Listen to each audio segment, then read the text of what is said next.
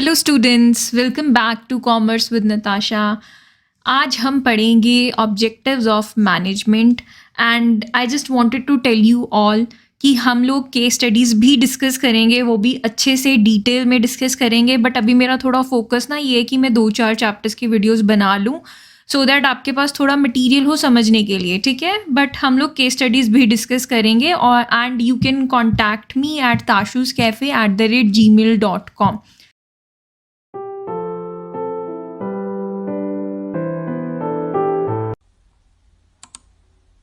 So without wasting any time आज हम start करते हैं ऑब्जेक्टिव्स ऑफ मैनेजमेंट। ऑब्जेक्टिव्स का मतलब क्या है? ऑब्जेक्टिव्स ऑफ मैनेजमेंट मतलब क्या गोल्स हैं मैनेजमेंट के, ठीक है। तो objectives are the ends towards which the activities of an organization are directed. मतलब क्या हुआ कि ऑब्जेक्टिव्स वो एंड्स हैं, वो रिजल्ट्स हैं जिसके लिए एक ऑर्गेनाइजेशन काम करती है, अपना सारी एक्टिविटीज़ परफॉर्म करती है अपने, ताकि रिजल्ट्स अपने गोल्स अचीव कर सके। That is objectives. अब मैनेजमेंट के ऑब्जेक्टिव्स क्या होंगे? देखो ये बड़ी सिंपल सी बात है बट आप थोड़ा समझने की कोशिश करो, ठीक है, कि मैनेजमेंट के ऑब्जेक्टिव्स क्या हैं। 3 कैटेगरीज में ना सबसे पहले हमने उनको डिवाइड कर दिया है: organizational objectives, social objectives and personal objectives, OSP, okay, और यू कैन से SOP, ठीक है।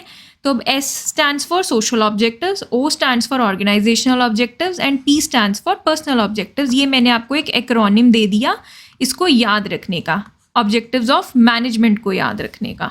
आज हम डिस्कस करते हैं पहले ऑर्गेनाइजेशनल ऑब्जेक्टिव्स क्या होंगे। Organizational objectives meaning these objectives aim at prosperity and growth of the organization, ठीक है। आपको ना हर चीज़ की स्टार्टिंग ऐसे ही देनी है, पहले एक सेंटेंस उसकी इंट्रोडक्शन देनी ही देनी है, ठीक है।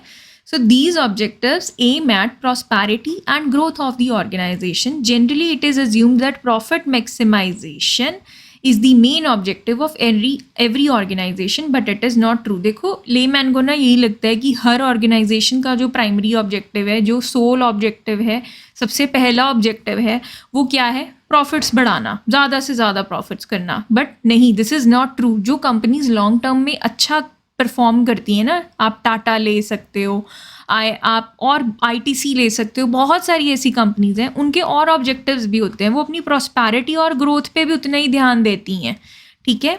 The managers try to develop and attain variety of objects in all management areas. क्या है? अब इसके अंदर 3 ऑर्गेनाइजेशनल ऑब्जेक्टिव्स हैं: सर्वाइवल, प्रॉफिट एंड ग्रोथ। समझ गए? तो अब सिर्फ मेरा गोल प्रॉफिट नहीं है, ऑर्गेनाइजेशनल ऑब्जेक्टिव में क्या है? सर्वाइव करना भी है और ग्रोथ करना भी है, ग्रो करना भी है एवर चेंजिंग मार्केट में। Survival, the basic purpose of every organization is to survive. Exist करना सबसे बेसिक पीरियड है, बेसिक ऑब्जेक्टिव है। लॉन्गर पीरियड ऑफ टाइम में आपको सर्वाइव करना है एक कॉम्पिटिटिव मार्केट में, ठीक है। जब तक देखो बहुत बार ऐसा होता है, आपने एक एरिया चूज़ किया या आपने कोई ऐसा प्रोडक्ट चूज़ किया जिसके आप अकेले ही मैन्युफैक्चरर थे, ठीक है। आप बिग फिश थे एक स्मॉल पॉन्ड में, क्यों? क्योंकि अभी कोई कंपटीशन नहीं है उसमें। जैसे ही आपका प्रोडक्ट हिट होना शुरू हुआ, क्या हो गया? और लोग भी आ गए आपके जैसा प्रोडक्ट बनाने के लिए। लोग बहुत जल्दी कॉपी करते हैं, इंस्पिरेशन नहीं लेते हैं, वो बिल्कुल जल्दी कॉपी करते हैं। तो अब क्या हो गया? Now you are big fish in a big pond. आपके जैसी और मछलियाँ भी हैं, ABCDEF एंड सो ऑन। बहुत सारे लोग हैं जो आपके जैसे प्रोडक्ट ऑफर कर रहे हैं, हो सकता है आपसे भी बेटर कर रहे हो। तो इस तरह से बिजनेस का सबसे पहला ऑब्जेक्टिव क्या हो जाता है? सर्वाइव करना, एग्जिस्ट करना एक मार्केट में, कॉम्पिटिटिव मार्केट में। So that when it is able, मतलब and it is possible only when it is able to cover its cost. हम अपनी कॉस्ट कवर करके ही सर्वाइव कर सकते हैं। सेकेंड है प्रॉफिट। अब देखो, अब हम जी सर्वाइव कर रहे हैं, एग्जिस्ट कर रहे हैं मार्केट में, तो अब हम ऑब्वियसली सोचेंगे कि प्रॉफिट में कैसे जाया जाए। So next most important objective of every organization is earning adequate amount of profit, कि हम एक इनफ प्रॉफिट कमा लें क्योंकि प्रॉफिट होगा तो हम लॉन्ग पीरियड में सर्वाइव कर पाएंगे, हमारी ग्रोथ हो पाएगी, हम अपने बिजनेस को एक्सपैंड कर पाएंगे। एक्सपैंड का मतलब होता है आप एक की जगह 2 प्रोडक्ट्स बना रहे हो, आपने और प्रोडक्ट्स ऐड कर लिए, या आपने और ऑर्गेनाइजेशंस बना ली, अपनी कहीं और पे अपनी दुकान खोल ली है, ठीक है। Profit is the reward given to businessman for bearing risk. Profit ही तो है वो रिवॉर्ड जो एक बिजनेसमैन को रिस्क बियर करने के लिए मिलता है, ठीक है। Next is growth. Business organization must grow and expand their activities. The success of any organization is measured by the growth rate and growth is measured in terms of sales.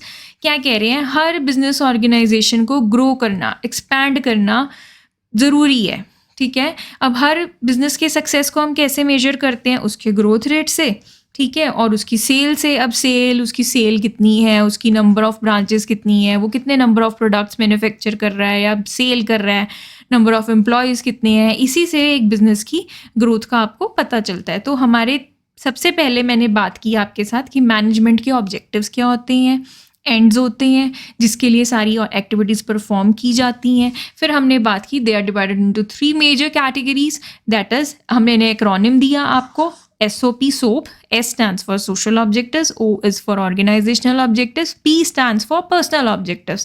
फिर अब हमने डिस्कस किया organisational objectives क्या हैं। Organisational objectives वो हैं जो एक कंपनी की प्रॉस्पेरिटी और ग्रोथ पे फोकस करते हैं, ओके। तो अब कंपनी के लिए अब मैंने फिर क्या बात की कि जनरली क्या होता है, कंसीडर होता है कि प्रॉफिट मैक्सिमाइजेशन ही गोल है, बट नहीं, that is not true. Again क्या कंपनी के क्या गोल्स हैं, सबसे पहले सर्वाइव करना ज़रूरी है, एग्जिस्ट करना ज़रूरी है लॉन्गर पीरियड ऑफ टाइम में।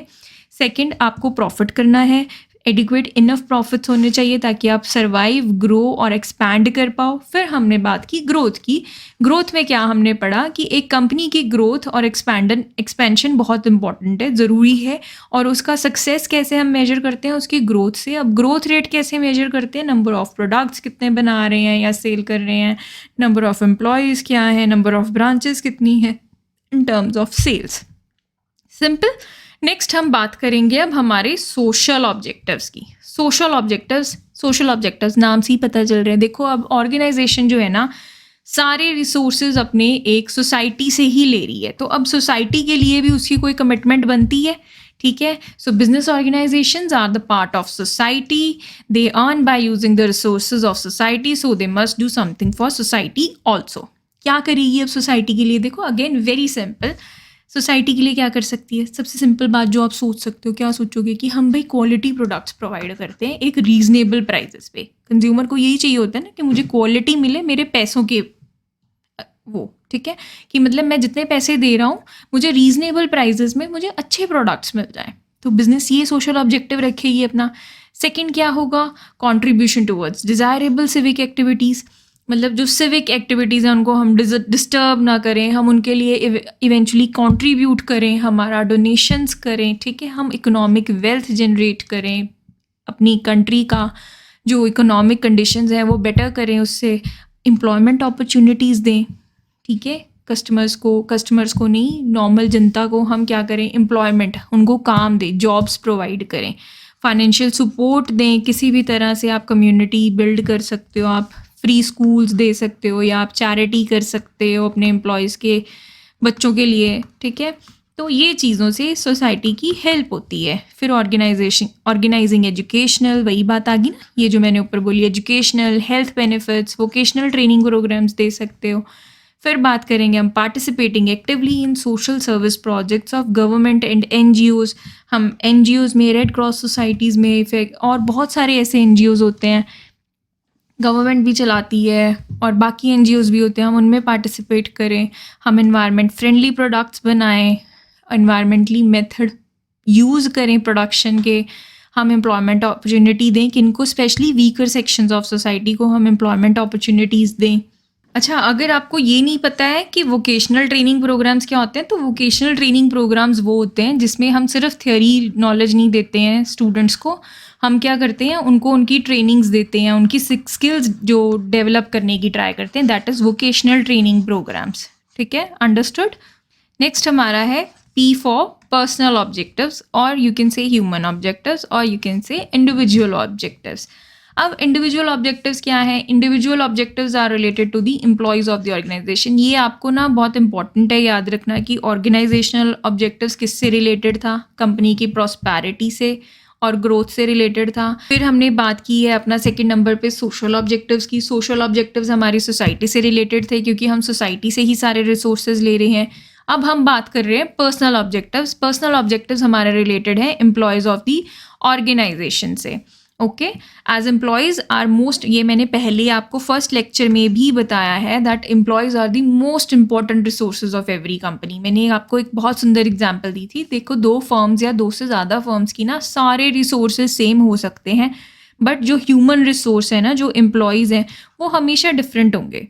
ठीक है, तो वही सबसे इंपॉर्टेंट एसेट होता है। अगर आपके एम्प्लॉयज़ सेटिस्फाइड हैं, मोटिवेटेड हैं, तो वो मैक्सिमम कंट्रीब्यूट करते हैं आपके ऑर्गेनाइजेशन के लिए। ओके, सो अब मेन ऑब्जेक्टिव क्या है इसमें? कॉम्पिटिटिव सैलरी देना, मतलब कॉम्पिटिटिव अच्छी सैलरी देना, ठीक है, to fulfil financial needs of employees.